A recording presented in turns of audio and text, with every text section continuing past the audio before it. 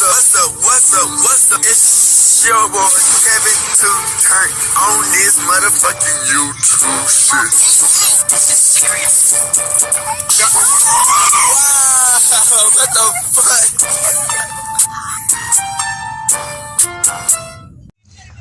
fuck? What's up?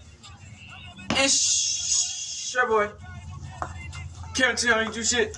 Hey man, say man, we are lit to man, turn. Today, it's my favorite day. Showing us a big crib in the gang. Showing us that shit, man. Free Palestine, free Congo. Russia do your thing. It takes a stand the fuck up. Each day is a new day to be a better version of yourself. Never let somebody bring you down. Always fight back. Never let somebody tell you you are. Also, never put yourself in a position you don't belong. Let's stay humble. Let's go to revolution on this movement. Keep Yahweh first, man. Come to the black Hebrew Israelite as a real Jew. Alright, man. Let's get into it. Alright. Boom. Today, it's my favorite day. Straight here, that's our big crib in the gang. Straight that shit, man. Hey, man. Say, man. You know, in this industry, man, in this world, in general, you know, I always say, man, I don't feel comfortable putting like life insurance or like death policies on my shit, man, because you just never know what like the possible like motives, like if people knew that whoop the whoop, you know what I'm saying? Like, or at least just keep the shit. You get what I'm saying? Because if people know, like, oh damn, so this person like sure just, you know what I'm saying, mysterious just do like, you feel me? Like, so it's like it's always some shit like to where, you know what I'm saying,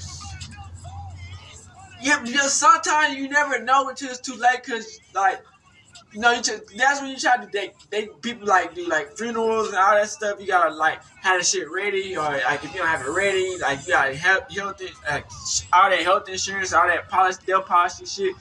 But yeah, Irv guy, so he passed away. You know what I'm saying? Everybody know at this point, but it's like people be trying to think it's deeper than what it, like deeper. But I ain't saying like I don't think it's deeper than what it is, but like, you know, people be thinking it's deeper than what it is. Like, they try to say like it's food, which we got a subject in this video talking about the food crib. But I feel like, man, just so happens you get the 300 million and like some years later you pass. But you know what I'm saying? You never know why he sold this shit in the first place. It could have been because of that. But it's like, you know, at the same time, you know, people, it's always people waiting to see what's gonna happen with that money at the end of the day. Let's be honest, you know what I'm saying? People are always gonna understand, like, damn, if he does pass away, what's gonna happen to that money on? You get what I'm saying? So, hey, we got the video. Let's get into it, man.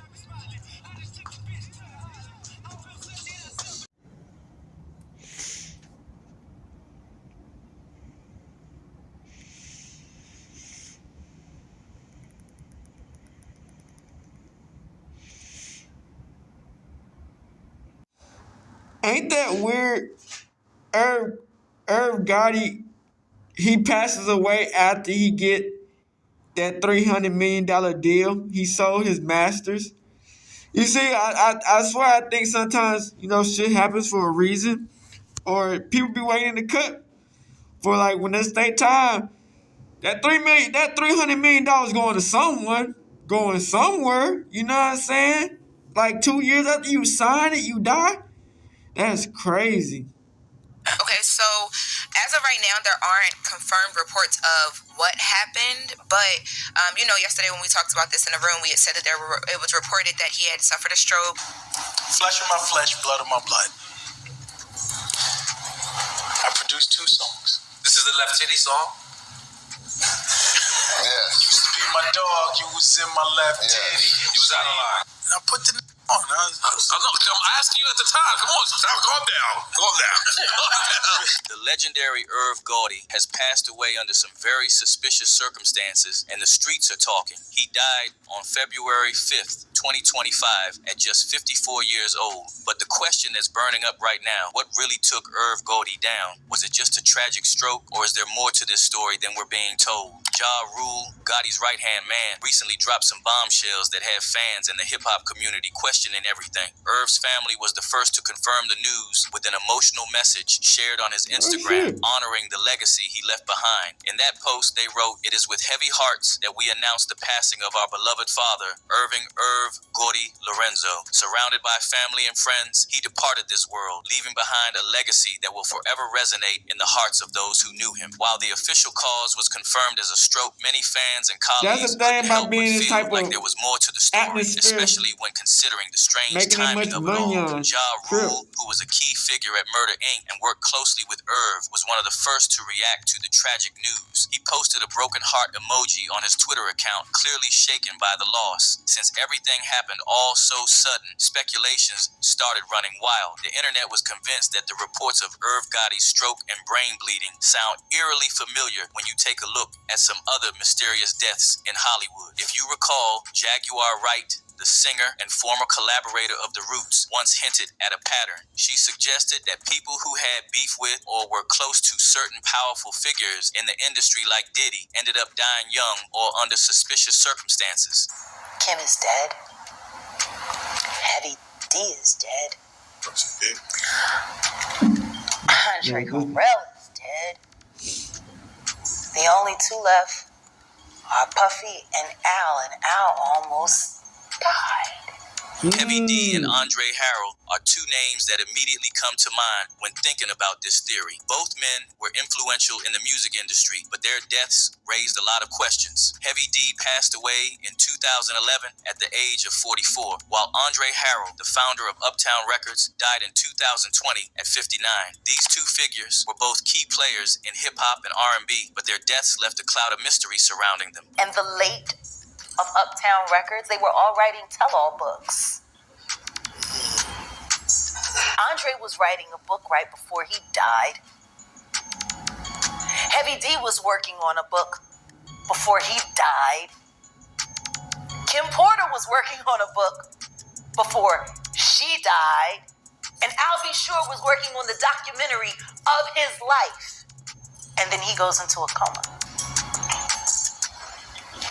Has Puffy ever been Jaguar Wright in a know coma? what she be talking about half the time, man.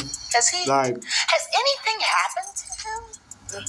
Even Kim Porter's ex-husband, Al B. Sure, almost died when he went into a serious coma, just like Irv Gotti. And now the focus has shifted to Irv Gotti. People are beginning to connect the dots and question if there is more to Irv's death than just a stroke. People are also digging into his past and his connections. One major chapter that stands out is when Irv Gotti, Suge Knight, were trying to create their own distribution channel. According to Gene Deal, Suge Knight, former bodyguard, Diddy allegedly snitched to the cops about their plans. Some people believe that Diddy set them up, tricked Ja Rule and Irv into trusting him, and then turned on them, causing a ripple of chaos in the industry. Yeah, you were speaking about how Puffy, he told on Suge Knight, Irv Gotti, and Jay Prince about the distribution company they was trying to make. How do you know for a fact that Puffy told the police? It wouldn't be the first time that people have accused Diddy of pulling shady moves behind the scenes to protect his empire. Like I said before, they're gonna look at this and make a show about it. 50 Cent's long-standing beef with Irv Gotti and Ja Rule is no secret, but the way he reacted to Irv's death raised even more eyebrows. You'd think, after all the years of animosity and public back and forth, 50 Cent might show some respect after Gotti's passing, right? Nah, instead, he took it to Instagram and as usual started trolling. But this time, it felt way out of line. After Irv's death, 50 Cent posted a picture of himself next to a plastic tombstone, clearly mocking Gotti's passing. In the post, 50 Cent is chilling, smoking hookah, and making a mockery of the situation with the caption that said, "I'm smoking on that Gotti pack." And as if that wasn't disrespectful enough, he followed it up with, "Nah, God bless him. LOL, that's just cold." I mean, how do you troll a dead man like that? Fans were quick to react, and not surprisingly, they weren't having it. One person posted, "I've been telling people 50 ain't ish. This just confirms it." Another user added, "I never respected 50, and I will never do it again. If you hate the guy, it's okay, we understand, but respect his family. Don't forget, you will die one day like everyone." So, it begs the question, is 50 Cent trolling because of his personal beef, or is there something deeper here? With everything that's been happening around Irv Gotti's death and all the speculation, it's starting to feel like there's more to this story than meets the eye, and people are looking towards Ja Rule, considering Irv had a long history together, but according to multiple sources, J. Rule is confused about Irv's death because it came out of nowhere, because just a few weeks ago, he was healthy and active. I'm going to start by saying something that I tell my kids all the time. I tell he is kind of old though. Everyone is born, we all born and we're all gonna die. Ja Rule believes this was a natural cause, but he hopes that he can get more answers. When news of Irv's passing hit, fans were quick to react, and as expected, many were moved by the connection between Irv and Ja Rule. One comment read, "Knowing that both Irv Gotti and Ja Rule were so close from the beginning, I can understand his pain as he is lost for words. May Gotti rest in paradise, but not everyone is feeling sympathy for those involved in this saga." One user posted, "One thing about it, damn, that everybody that smoke on a pack end up getting smoked. 50, you next." So, is Ja Rule dropping hints about Irv Gotti's death because he knows something the public doesn't? Could 50 Cent's trolling be more than just disrespect, possibly indicating a deeper connection to Gotti's passing? And is there a bigger conspiracy unfolding that we're just beginning to uncover? Leave your thoughts in the comments down below, and don't Shout out to Earn Your Leisure, man. We've been talking about how Irv Gotti sold his masters for $300 million. That million M&Ms. Welcome back, EYL. We on the West Coast. Yeah. This is going to be something that's going to be a very exciting, legendary situation. Something I've actually been looking forward to for a while. So first, I got to shout out his brother, but my brother as well, Chris Gotti. Yeah, legend. I met Chris. Everybody knows the story. And ever since we met, we always tapped in. And Chris, one of the best storytellers of all time. Crazy, I told Angie that, and she was like, Irv is a better storyteller than Chris. That's the first thing she said. Have you heard Irv stories? Because he's way, like, his stories are immaculate. Yeah, and Martina? Yeah. So Irv Gotti really needs no introduction, but pioneer in the space, but somebody who's been able to reinvent himself. I don't think he gets enough credit for that. So obviously, one of the biggest music moguls, Murder Inc., and then actually transitioned to the media side with Tales, Killing the Game, TV, and recently changed the game again when he sold his masters for $100 million. $100 million? There's actually a lot to talk about because that masters conversation is really, really exciting, prevalent. A lot of people have different takes on it. I think Future just sold his masters. Yeah, we keep seeing that. Lil Wayne did it. Future John just Legend did it. John Legend has done it. Future got like 60, 70. Justin Timberlake did it. Timberlake. Yeah, we keep seeing it, but it's like, what does it really mean? Like, And what's how's the it details? happening, all the details and all that. Yeah. So, what's it mean? Yeah, I think like when people saw it, like they saw Timberlake do it, and obviously they saw Wayne do it. We got a bag. Well, that we know that. People was like, wait, huh? Why are they doing it? So this is Because of the bag. Because the bag. That's it. Yeah. Well, we're going to have a dope conversation. But first and foremost, thank you for joining us. Appreciate it. Happy to be here. You guys is Jesus and Moses. That's what they say. Word on the street. Word on the streets is Jesus and Moses. Word on the street, man. So let's start. I want to start with this. We might as well start with this. $100 million for selling your masters, right? Yeah. So walk us through that process because you told it to us when we first met. It's an interesting story how that even came about because that wasn't on your radar. No. So talk about how that was even on your radar. What was on my radar was making the film, and I needed $5 million to make a film. So I wanted to raise the money because the people I was asking that I thought would just loan me the $5 million was asking for 50% of my company. Real friends. For $5 million. Good friends. I'm telling them this is going to be a multi-billion-dollar company. They give me $5 million. They want 50%. I was like, I'm not getting jerked, right? So people told me, they said, Irv, you got the money. Just use your masters as leverage. So that's what I did. I did a deal with this company called Sound Royalties, and they gave me $5 million. I had to give them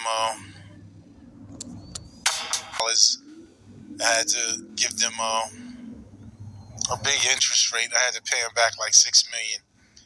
$6 million for $5 million? Yeah. It's like loan shark. Yeah, it was Shylock. It was Shylock. 100. That's 110%. 100%. Yeah. It was Shylock race, definitely. But I didn't care because I had a situation set up with Paramount and Bob Bakish that I felt very strong that if I made the movie for $5, I would get back $7 to $10. So if you know me, once I want to do something, I'm doing it. Right? There's no looking back. I got tunnel vision. I don't give a fuck. I'm going. So basically, when I did that, the word got out that I'm doing shit with my masters.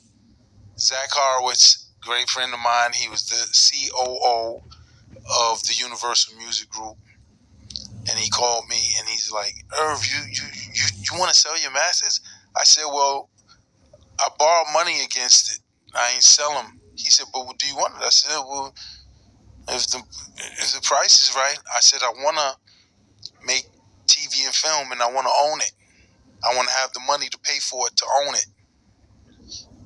He said, this guy, Olivier Chastain, he pays the most for masters. And he plugged me with him. Damn. As soon as I met Olivier, it was like a love fest. Olivier Chastain. And he gave me like 27x. He gave me a big multiple for my masters.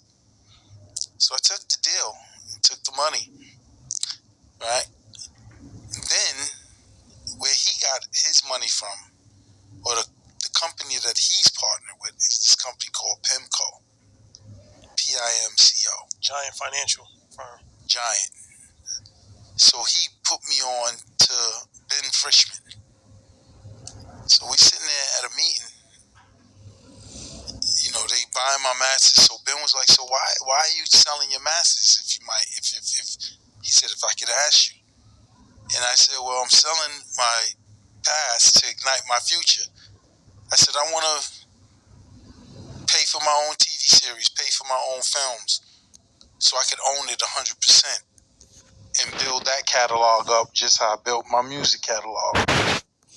He said, well, I'll give you $200 million.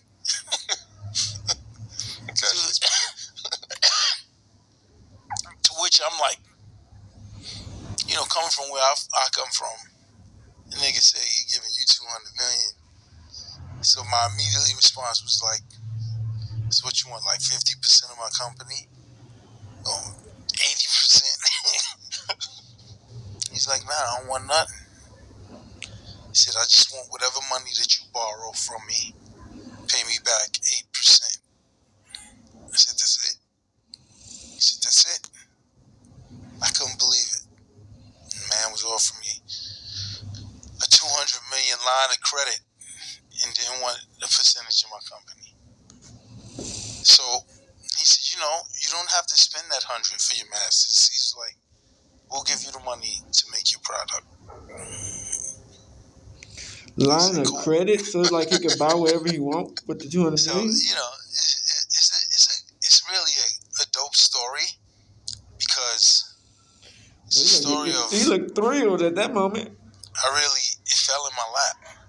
So the story, I mean, the way you tell it, and like I said, when we first met, you actually, you know, gave us a press to it, but it feels like this is how this even happened and how unbelievable is this. Can you talk about the contrast into the industry that you came from, where deals weren't structured like that?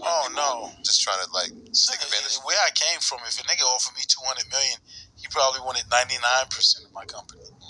You know what I'm saying? It's like, so the whole process of what happened, I gotta give it up to God, and God just blessed me because I can't explain it.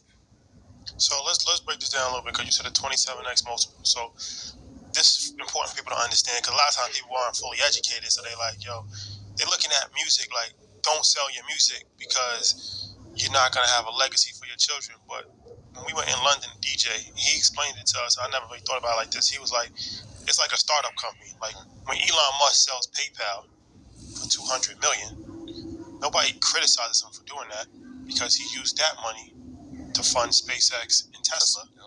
And now he's the richest person in the world. He's about to be a trillionaire. So he was like, you could look at a music catalog just like that. It's like you selling a company. For us, a liquidation event, you get a lump sum of money as opposed to getting residual amount of money. And now that lump sum. It's do you take the 100 or do you take $4 million a year for 30 years? It's like the lottery, exactly. Yeah. Which one do you take? Yeah, the key is to have these liquidations. And here's the thing: if I'm retiring, maybe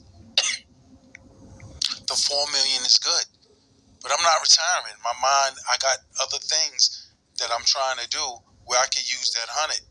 But look, doing that deal for the 100, it bounced into the 200. And then so the 200, that's a lot. So the same company, the 100 is up front, they gave it to you. That's money in the bank. The 200 is a line of credit. Essentially, It's like a credit card. I ain't gotta use my 100. When you use the 200, as long as you get an 8%. When I said, I told you, Tails Latin. So Olivier's like, he's like, how much is it gonna be? I said, maybe $2 million in that, $20 million. He's gonna give it to me. And that'll be part of probably the line of credit, $20 million, which I gotta give him back 8%. Yeah, let's talk That's about fine, because once I make it, I'm gonna sell it for more to a streaming company. But I own it now. I own it. Alright. Shout out to the art of dialogue, man. But let's get into it, man.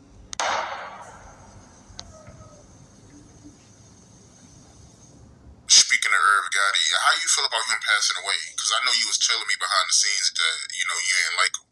Bruh, you know, like, I don't have no compassion. You know, I had compassion for his brother, Chris Gotti. Chris Gotti was a good dude. He was all right. You know, he was the same. You know, me and Irv got in a couple of spats, and Chaz told me not to do anything or say anything to him because it was going to mess up their deal and what he thought Irv was going to do for black hands. But Irv Gotti, you know, everybody talked that to me. I got my own thing. He wasn't a good dude to me. He had talked to me before around Chaz one time at the China Club and another time. And I ain't the type of dude that, you know, you're not going to sit up and talk to me and I'm not going to say nothing or do nothing to you. But because I respect the Chaz, I didn't. And that always set bad with me on him.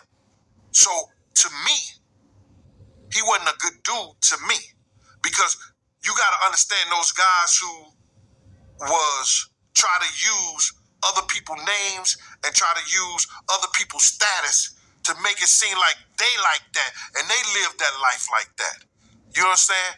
Or they're capable of doing something. You understand? People believe that because you have a certain job or you have a certain position that you are a certain type of person or you won't do or you will do certain things. You know if the guy got it in him. You know what the guy really do, and he ain't have it in him like that. But he always tried to portray it when he became good friends with Supreme. But he ain't the type of nigga bust a grape in a wine factory. What are some of the things he did to you that you ain't like? Well, bruh, I just said he talks, you know what I'm saying? He talks to Chaz when we was at the China Club one time. Yo, why you got your security nigga around you like that? That wasn't no security nigga. What are you talking about? You understand what I'm saying? Laughing and playing like he was saying something. And I was about to step to him. Yo, see, bro, what people don't understand is that I was same gang first. I'm Gene Deal, but I'm same gang. Then I went from same gang and started the own crew with my man Slick and the family. You know, we gave parties, we gave boat rides, we gave picnics, we gave events. You understand? So they don't understand I was always my own man. And because I did security to make sure they was all right, that they had a legal right there, that they had somebody that was crazy enough to make sure that if something go down, he was gonna take care of it.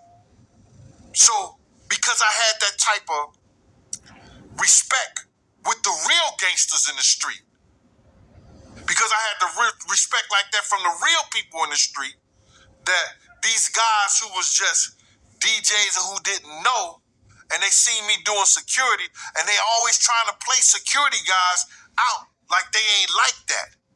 But I know a lot of good ones. And you're not gonna play that game with them. BK Fame, G. You're not gonna play those games with those people like that, who's been out there like that. So, and not to go into it, you understand? Because I'm gonna let that rest with the dead. I don't have no feelings. I don't give a flying F. And it is what it is, bro. But it's some other people he probably was good to. But you see how he is, man. He said about Ashante. He said about Charlie Baltimore. You understand? There's a lot of shit that he just said about women and people and everything like that to act like he that type of dude. I'm gonna have to take a sip of this, bro.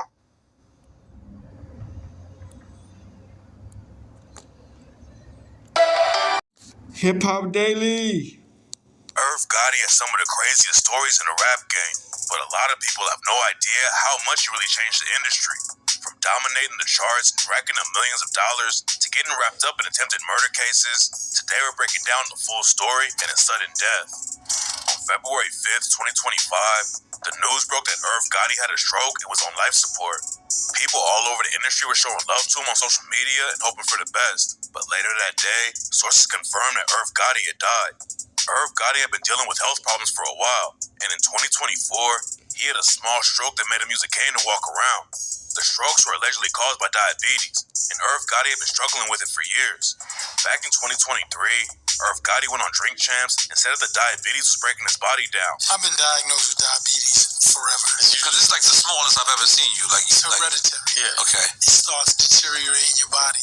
All right. But Irv admitted that he wasn't taking care of it the right way and only took his medication every once in a while. After he had the first stroke in 2024, there were rumors going around that Irv Gotti was in a rehab facility and couldn't even move. But later his rep said that Irv Gotti was doing good and recovering at home with his family. Irv Gotti's team also said that he was eating more healthy food after the stroke and was making a full recovery. But unfortunately, that wasn't enough to save his life. Irv Gotti had been tied with Russell Simmons for years. Before he created his Murder Inc. label, Irv Gotti was working for Russell Simmons and Leor Cohen at Def Jam, and they're the ones who let Irv Gotti make Murder Inc. under the Def Jam umbrella. When the news broke that Irv Gotti had another stroke, Russell Simmons hopped on Instagram and talked about the last conversation they had. Russell Simmons said that Irv Gotti was still full of energy and hyped up about a new project he had been working on. Russell Simmons knew that Irv Gotti needed to focus on his health though, and he invited him to Bali so he can get medical treatment and add 20 years to his life. Unfortunately, Irv Gotti never got the chance to meet Russell Simmons in Bali and get the treatment though. And Simmons said, American food, lack of exercise, and a toxic, frantic environment is killing my friends one after another. Ja Rule was the biggest star on Irv Gotti's Murder Inc. label for years. They had been tight since the 90s, and when the news broke about Irv Gotti passing away, Ja posted a broken heart on Twitter. Irv Gotti pretty much saved Def Jam from going bankrupt back in the day. The label showed love to him on Instagram and said Irv Gotti was a creative genius who changed the entire rap game. Irv Gotti was famous for creating Murder Inc. and building up huge careers for artists like Ja Rule and Ashanti, but he still produced some records even after Murder Inc. fell off. The last track he produced was with Kanye West back in 2019, and Ye showed love after Irv Gotti died and posted a white dove on Instagram. Fat Joe and Irv Gotti went way back too, and Fat Joe said, "What a genius. God bless you, Irv, for all you've done for hip-hop. You've changed my life, and I will always love you." Irv Gotti had a lot of love in the industry, but there was one dude who hated him so much that he started clowning Irv Gotti's death immediately after the news broke.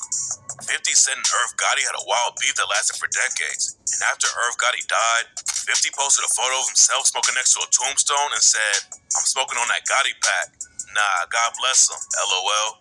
A lot of people were shocked when 50 Cent clowned Irv Gotti's death like that, but this isn't the first time 50 took shots at him. Back in 2024, after Irv Gotti had his first stroke, 50 clowned him for walking with a cane and said, "Damn, homie, in high school you was the man, homie. What the fuck happened to you?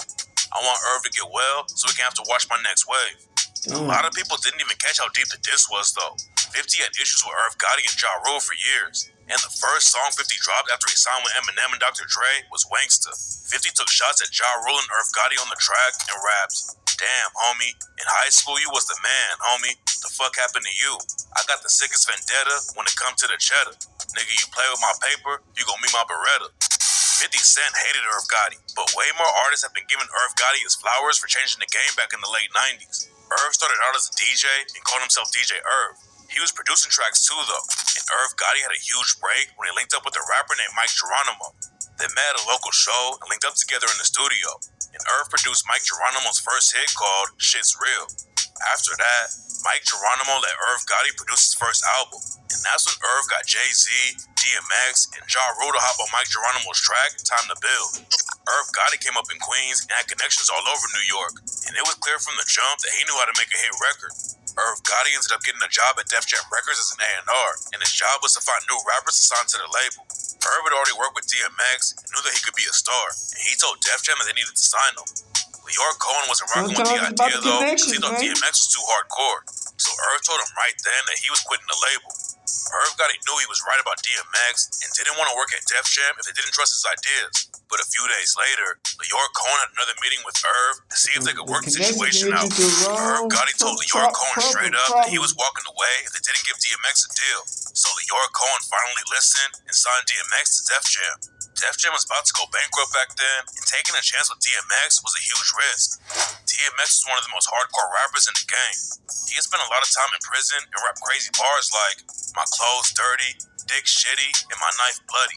I did too much dirt to turn back now. I'm the reason my little sister's smoking crack now. I feel guilty if I had a heart, but I don't. Could live a carefree life if I stop killing, but I won't. It's in my blood to destroy mankind.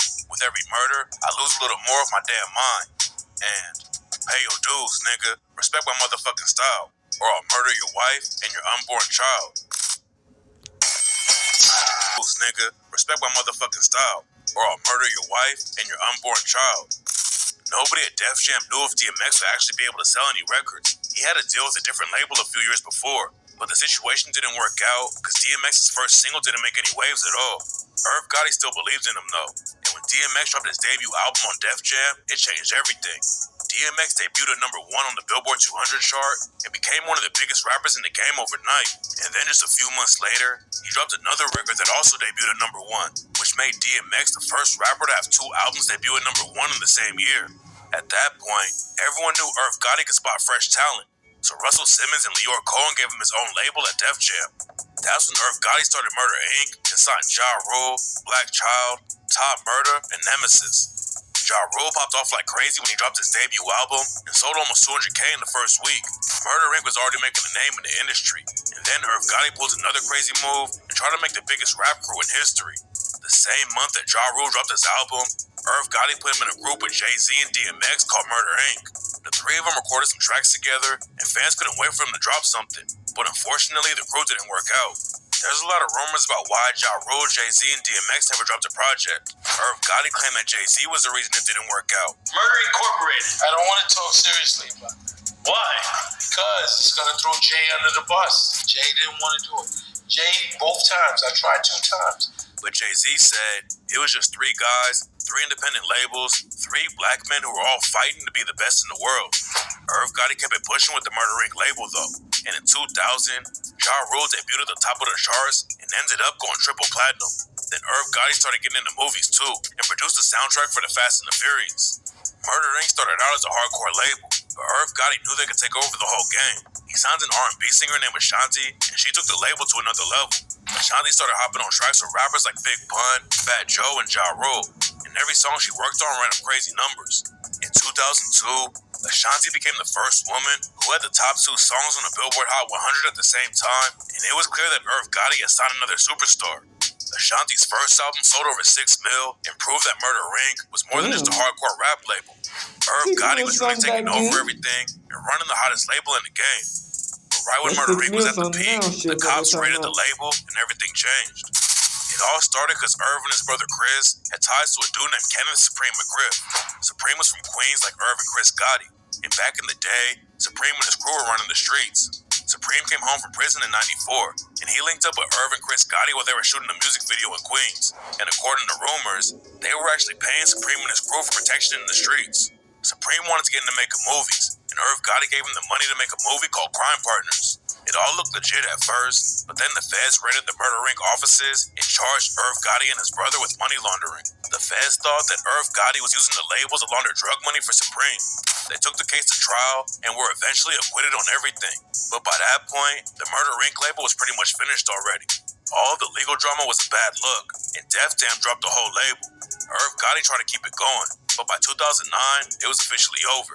Getting raided by the feds and fighting the case was a huge blow for Murder Inc. But Ja Rule and Irv Gotti's beef with 50 Cent helped tear the whole label down too.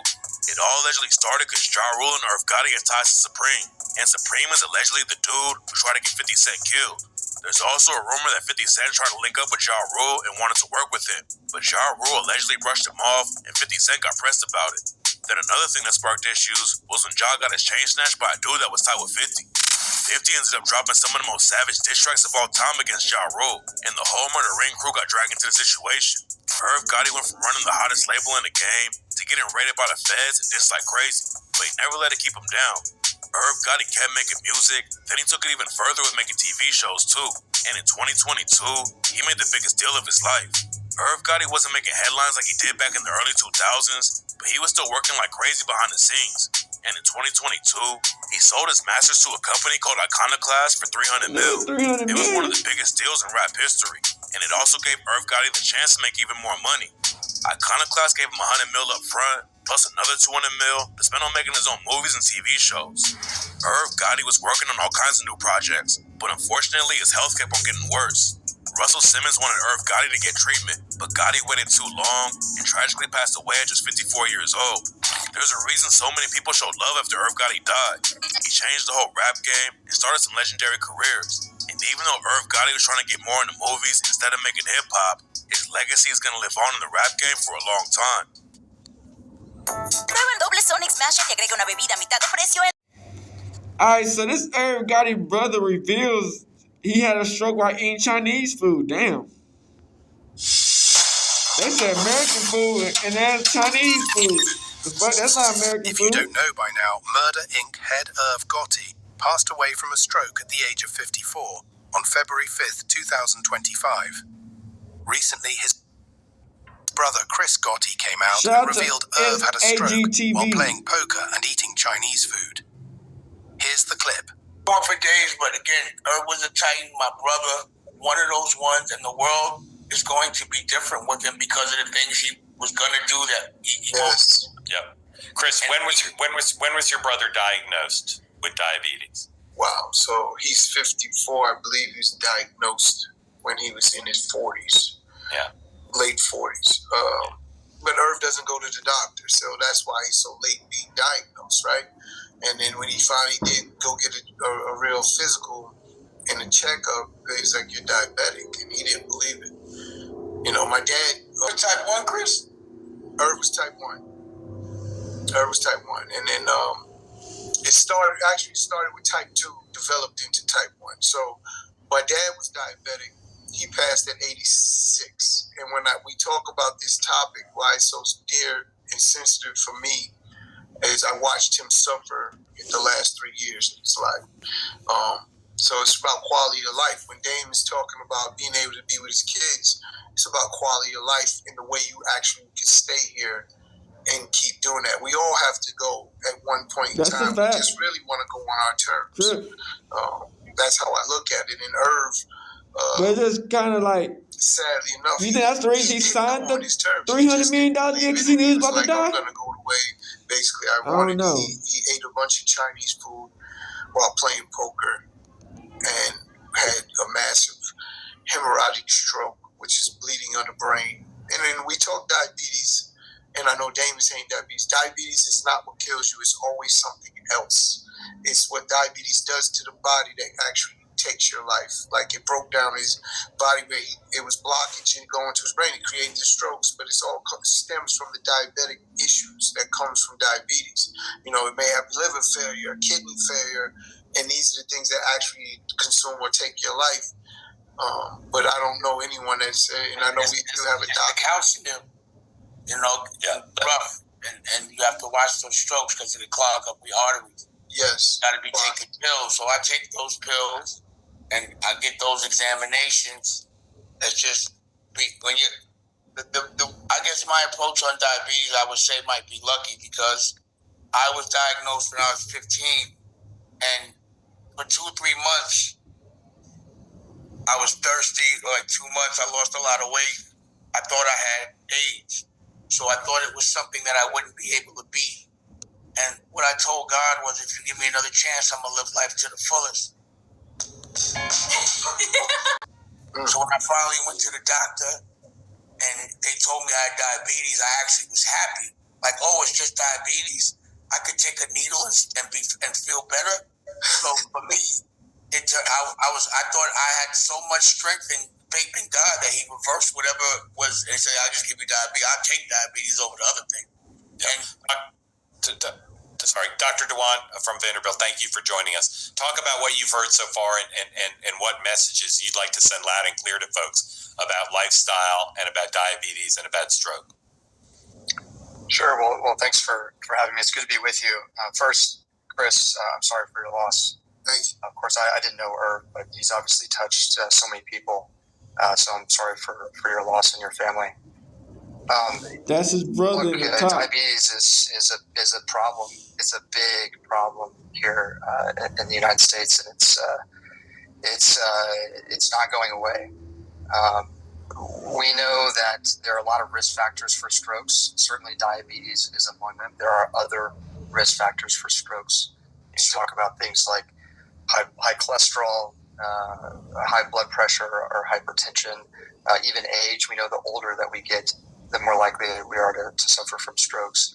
And so it's not as if it's just diabetes, although that is certainly a very, very important factor. And certainly having good control of one's diabetes, we know that dramatically decreases the risk of stroke. Yes. So just run through some basics for folks. What's diabetes 1? What's diabetes 2? And how does diabetes contribute to the prospect of stroke? You sure you don't want a diabetic to tell you? And what I wanted to add into that, Mark, was, is it possible to turn it around? Yeah. Sure. Great question. No. Yeah. Dr. Dash says no. All right, Doctor. Yeah, there's not an easy fix, but briefly, diabetes type 1 is where the body has difficulty producing insulin. Insulin is something that our body creates to decrease the blood sugar levels, whereas type 2 diabetes is an insensitivity or a decreased sensitivity to those insulin levels. The majority of people with diabetes in this country have type 2 There's diabetes. a lot of people got diabetes, man. There are many that in have my family, type 1. I don't catch it. As we've heard here just in the last 10 minutes or so. Diabetes is real. And we believe that the reason that diabetes contributes to stroke is because the high blood sugar levels in the vessels damage the lining of the vessels, or blood vessels that pump the blood to and from the heart and to the other parts of our body. When that damage happens, clots can form. Clots are you can think of little particles or rocks in the blood, and once those rocks, those particles get sent out to other parts, they can clog up other parts of the brain or the heart or other end organs and decrease blood flow to those areas. And it sounds like in Irv's case, the end organ being the brain, sure. And that's what a stroke is. So Dame Dash has said he changed his whole lifestyle because he wants to live, and has been very disciplined about it. Irv was less disciplined about it. Yes. Because Irv didn't want to give up stuff he loved. How would you recommend people balance that? How do they balance? And let me go further with that, Mark. Yeah, go ahead. Irv, not only he had a chef that was cooking the best of food, like when Dave said, right, he had that. He had someone training him, personal trainer, working him out every day. Didn't miss a day. The problem was he never changed or thinking he could eat other things after he left those things. So he had everything you could do the right way, but then he would cheat, what I call cheating. He's cheating himself. You can't cheat yourself, and would eat bad. Like I said, the day that his last stroke that occurred, I went to play poker. He ate all his Chinese food, raised his sodium levels, his blood pressure went crazy. He could have ate it, right? But while he was eating, he should be administrating, like he should be. What happens is, and because I was diabetic when I was young, the innovations make diabetes a lot easier for me. Yep. So I have a Dexcom, right? Mm-hmm. It tells me what my blood sugar is every second. And I'm on my phone all day because it's on the phone, which is great. So right now my blood sugar is at 83, which is exactly what it should be. Right. You know what I'm saying? Yes. But if I were to eat now, I just came from a restaurant where I ate bread and I had carbs. But because I calculated it, when I put carbs in my body, see, type 1 is when you eat, everyone that eats, no matter what, their blood sugar goes up. It's because of the carbs. But insulin produces, the pancreas produces insulin that brings your blood sugar back down. A type 1, it's cooked. Your pancreas makes no insulin. So every time you put a carb in your body, you have to factor it and put insulin in to bring it down. So it's just genetics, or it's just like different crib. Like, let me ask one question. It should be happening. That what you have on your phone, and the doctor as well. I'm sorry. Is that accessible for everybody? I just heard he was listen. This is why I do the Diabetes Network. So, for example, because people from we just don't be looking. The information is just not in our face. So every innovation that I get, I teach, just in case they don't know, which is why I want to talk to Irv, so I can be like, you don't have to really adjust your life. You just have, many times as you look at your social media, look at your blood sugar. It's on your phone. And then I can give myself the blood sugar. So right here, I don't know if y'all can see it. Can y'all see it? Yeah. Yes, sir. It's one. And on one other leg is this.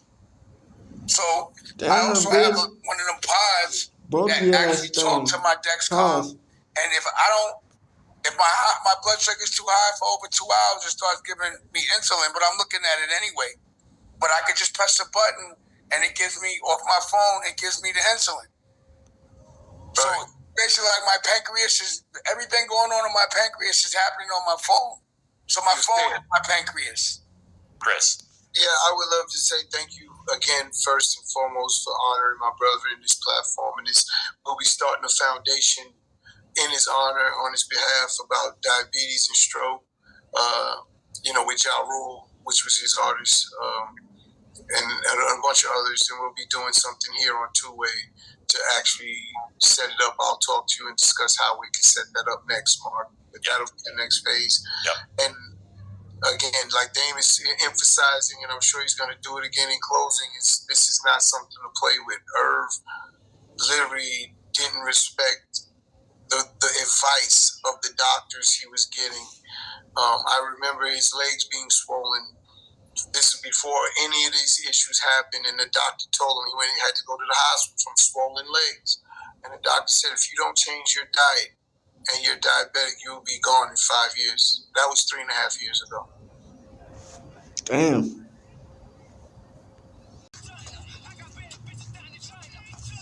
Alright, we back. So y'all see from that motherfucker, man, Chinese food, that's not American food. they was like, oh yeah, he died from fatty American food. I mean, yeah, they're still in America, but it says Chinese food. Like, the fuck, nigga, that's Chinese food. But, Crip, at the end of the day, man, like I said, man, when you got 300 million on your head, nigga, motherfuckers be seeing that like a fucking, you get what I'm saying?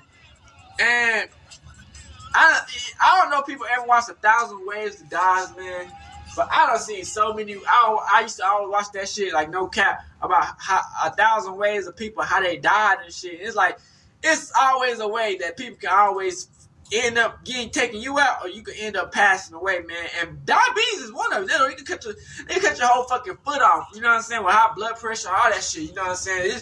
Diabetes can get real bad. If it's like get to that level. You get what I'm saying? To where it gets to that level. No cap.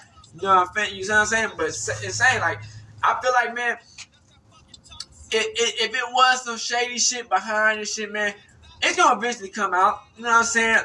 And if it, however long it takes, you know what I'm saying? Sometimes it takes a minute, but hey, we just gotta see, like, that, you know what I'm saying? People got to see him for who he was while he was alive. Some people didn't like him, some people did like him. That's how life goes, man. People ain't gonna like everybody, you know what I'm saying? If you like by everybody, you know what I'm saying? You doing something wrong. You dig what I'm saying? Cause I create enemies just because they, you know what I'm saying? It's how I am. You dig what I'm saying? Crip. So it's like, hey, and then they don't always be me. So I'm out this bit, man. Hood, Northside, Big Crip, RP Irv, man. Gang. Hey, Dad, you know, dog, when we link up, dog, this shit be legendary. You know this instrumental, you the engineer on it, so Kodak everywhere.